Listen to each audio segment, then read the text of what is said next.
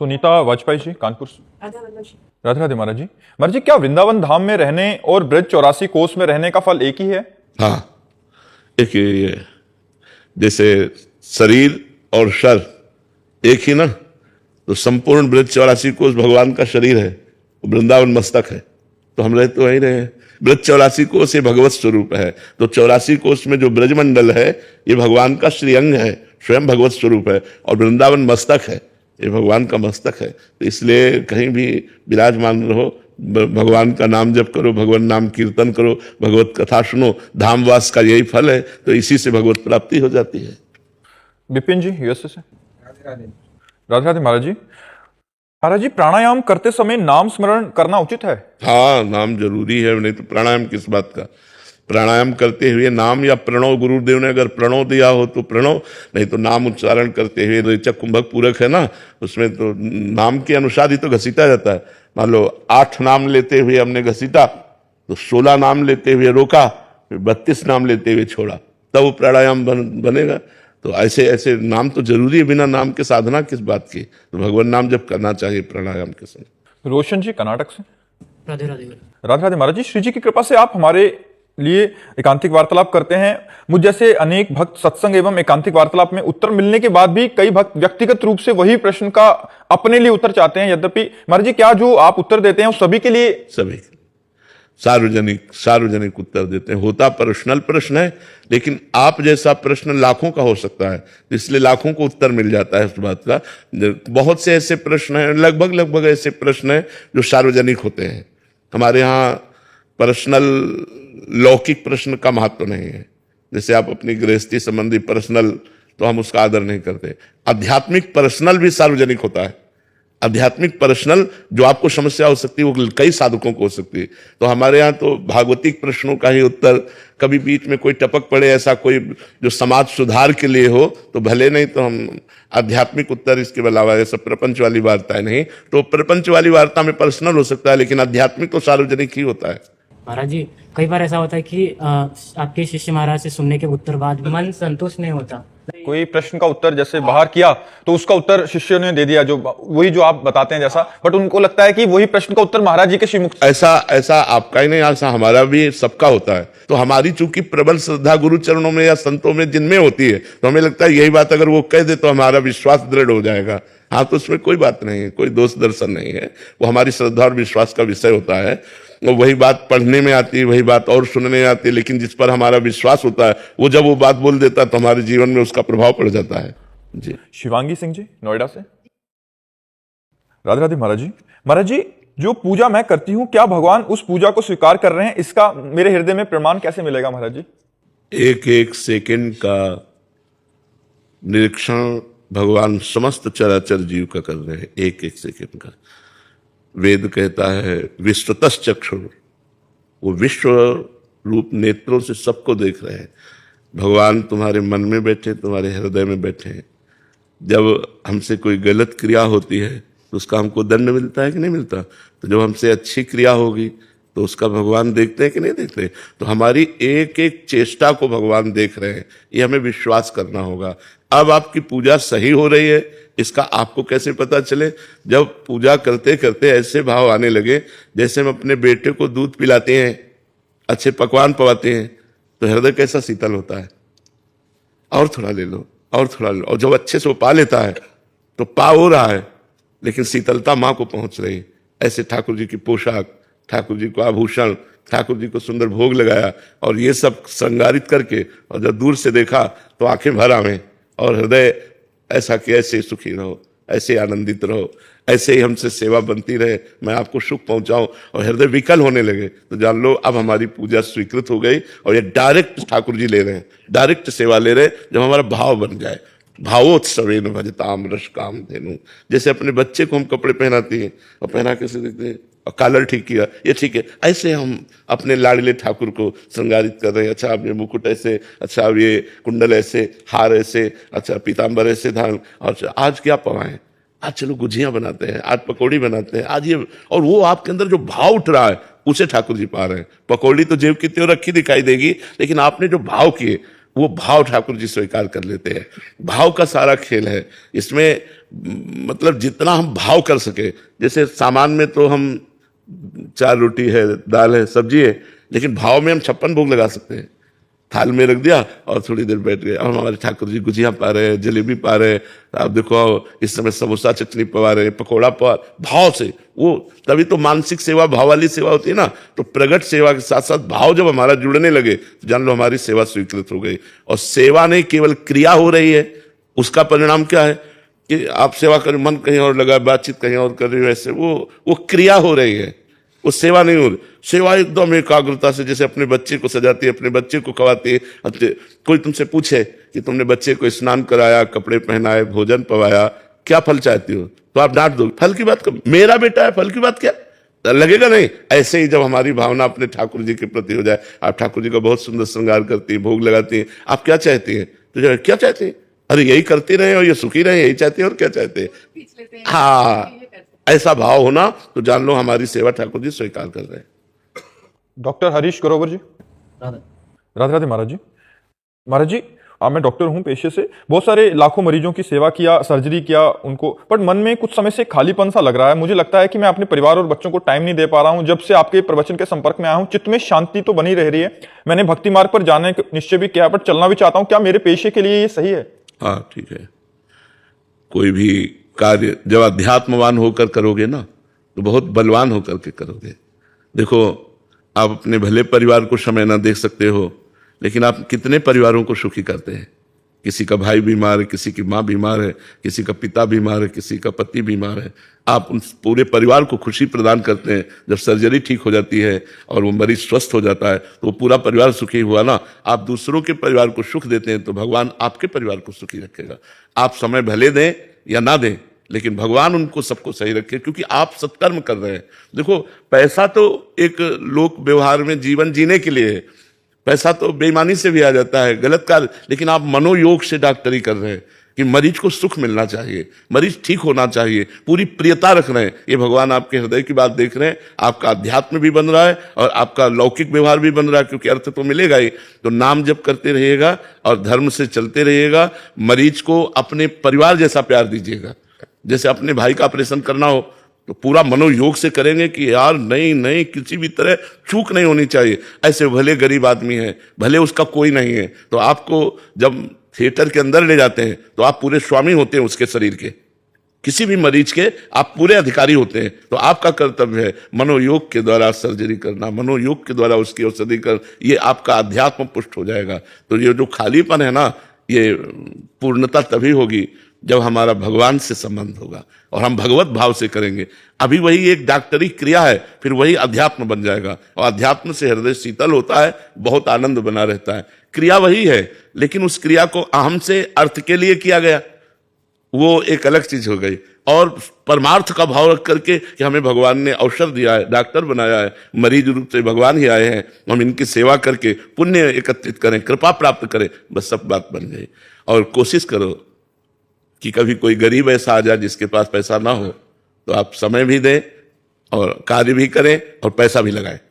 कभी एक कोई ऐसा आ जाए जिसको ऐसी परिस्थिति हो, तो भले आप अपने खर्चों को थोड़ा कम करके एक मरीज को अगर आपने कभी परमार्थिक सेवा कर दी ना, कि कोई गरीब है, ऐसे बहुत से लोग होते हैं जो पीड़ा से युक्त होते हैं, दवाई नहीं करा सकते, अगर आपकी नजर में आवे तो औषधि भी दीजिए, समय भी दीजिए, अपनी फीस माफ कीजिए, हो सके तो अपनी जेब से कुछ लगा दीजिए, तो परमार्थ बन जाएगा और आपको शांति प्राप्त होगी।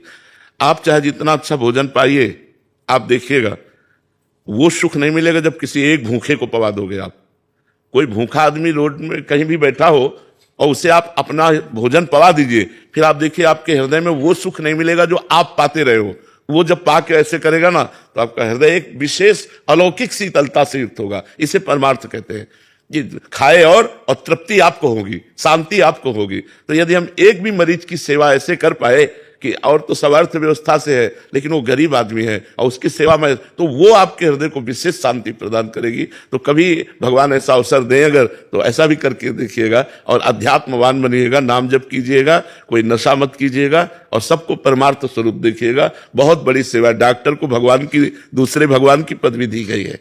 कि बड़े से बड़े दुख, बड़े से बड़े कष्ट को वो हरण करने की चेष्टा करता है अपने विज्ञान के द्वारा। तो हमें लगता है कि बहुत बढ़िया सेवा आपको मिली है, आप बढ़िया सेवा करो और नाम जप करते रहो। ठीक है।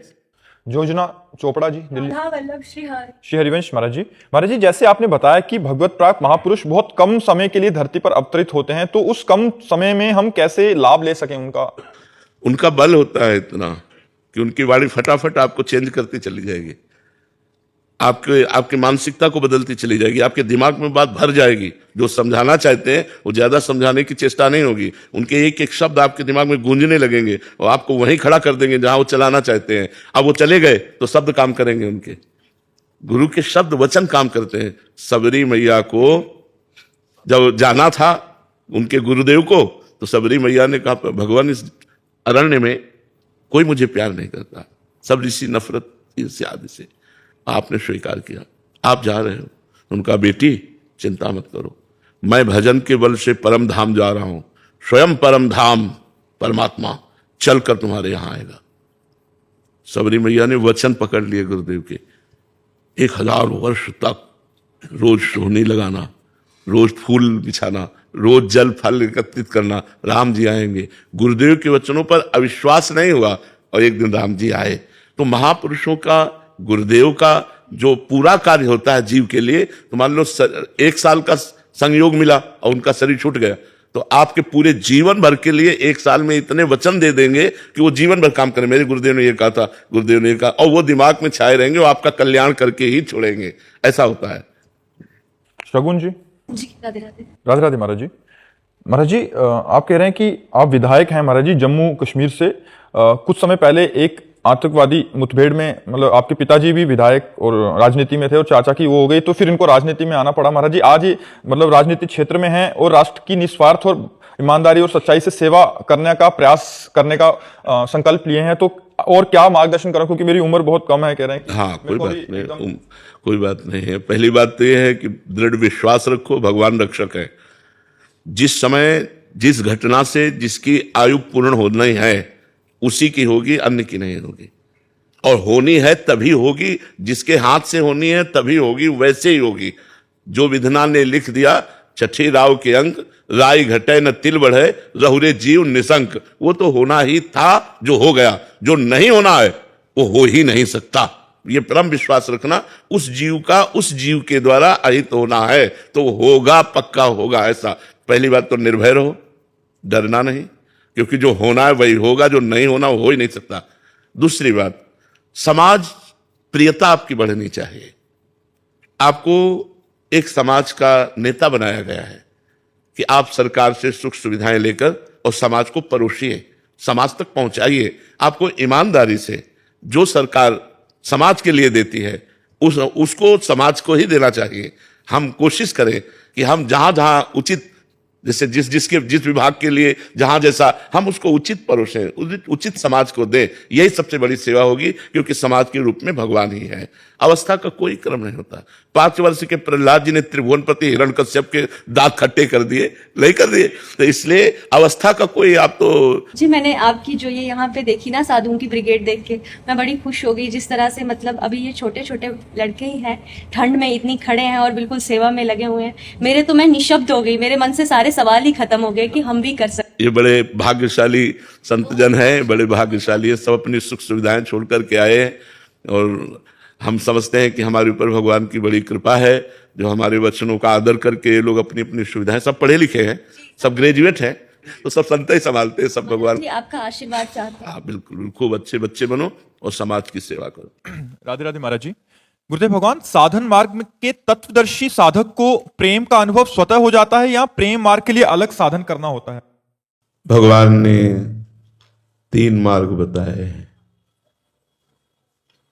कर्मयोग, भक्ति योग, ज्ञान योग। ज्ञान योग के द्वारा अभेद तत्व का अनुभव होता है। मैं वही आत्मस्वरूप पर ब्रह्म परमात्मा स्वरूप हूं और वो मोक्ष को प्राप्त हो जाता है।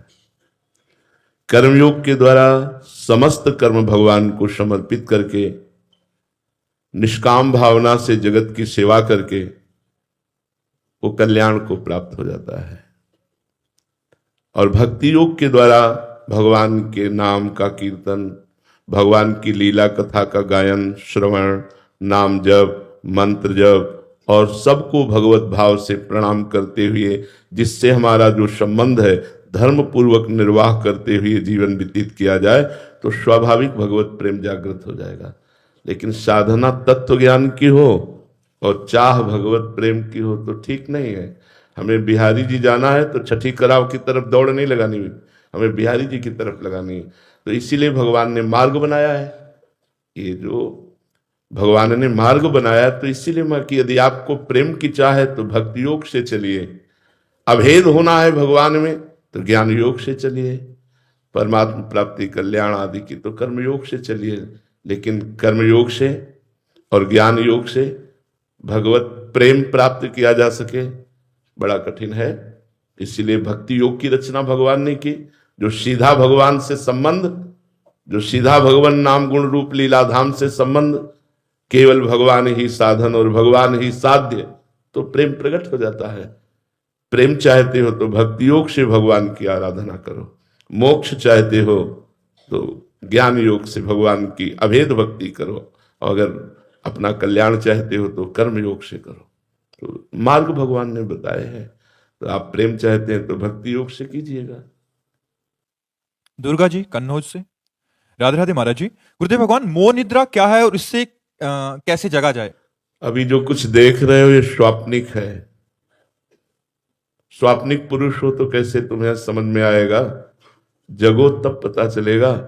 और जगाने वाले गुरुदेव हैं, और जगने का स्वरूप है कि जो गुरुदेव के वचनों में अपने पूरे जीवन को समर्पित कर दिया जाए, अगर इस जन्म में हम पूरा जाग पावे तो बड़े सौभाग्य की बात है।